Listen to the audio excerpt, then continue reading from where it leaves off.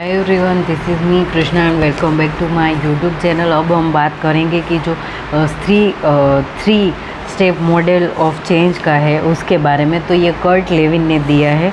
तो लेविन का जो चेंज मैनेजमेंट मॉडल है उसमें क्या आएगा, पहले अनफ्रीज आएगा, चेंजिंग, मूविंग एंड रीफ्रीज।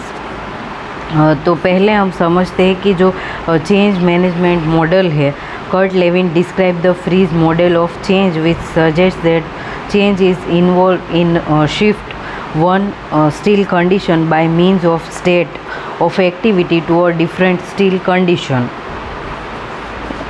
तो अनफ्रीजिंग का देखेंगे तो first stage of change involves preparing organisation to accept that change is necessary and it involves breaking down the existing status before you can build up a new way of operating. Key to this is developing a compiling message showing why the existing way of doing things cannot continue। ठीक है, तो ये unfreeze का आएगा।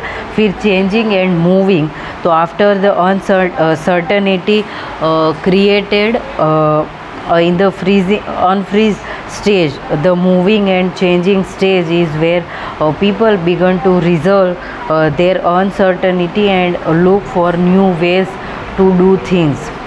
तो ये moving का आएगा। और जो रीफ्रीज है उसमें आएगा कि when the change are taking shape and people have embraced the new ways of working, organization is ready to refreeze।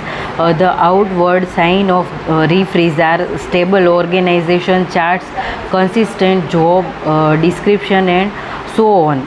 तो ये refreeze का मूविंग एंड अनफ्रीज का आएगा। अब हम देखते हैं कि जो जापानीज़ मॉडल खुशी,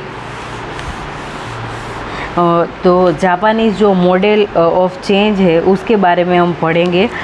it is seen that with the respect of any change model, तो ये पोकायोक एंड जस्ट इन टाइम का जो मॉडल है उसके बारे में पढ़ेंगे। तो just in time inventory system is a management strategy that align raw material orders from suppliers directly with production schedules. और अब हम देखते कि ये जो मॉडल है वो उसका क्या है। This manufacture has capacity when property adopted to the organisation to strengthen the organisation competitiveness and market place subsequently by reducing waste and improving product quality and efficiency of product। तो there are strong cultural aspects associated with the emergence of just in time in Japan।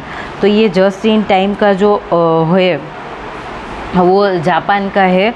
और अब हम देखेंगे कि पोका योग यानी error prevention.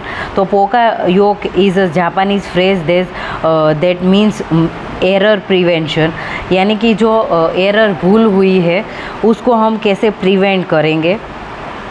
It is a mechanism that is put in the place to prevent human error, यानी कि हमसे कोई भी जो गलती हुई है उसको कैसे हम सुधार सकते हैं उसके बारे में। और ये शियांगो ने ये इन्वेंट किया है। तो इसको हम याद रखेंगे, पोका योग यानी एरर प्रिवेंशन। तो इसके हम स्टेजेस है उसके बारे में देखते हैं। पहले डिफ़ाइन करना है, फिर मेजर करना है, एनालाइज, इम्प्रूव एंड कंट्रोल। फिर टाइप्स ऑफ पोका योग, यानी कि इसके जो टाइप्स है वो क्या है। तो visual aids and visual control and fail safes, तो ये सारे इसके टाइप्स है। तो आज के वीडियो में हमने 3 स्टेप जो मॉडल है कर्ट लेविन ने दिया उसके बारे में, unfreeze, changing, moving, refreeze and Japanese जो मॉडल है just in time and poka yoke उसके बारे में देखा, और उसके जो स्टेज है उसके बारे में देखा।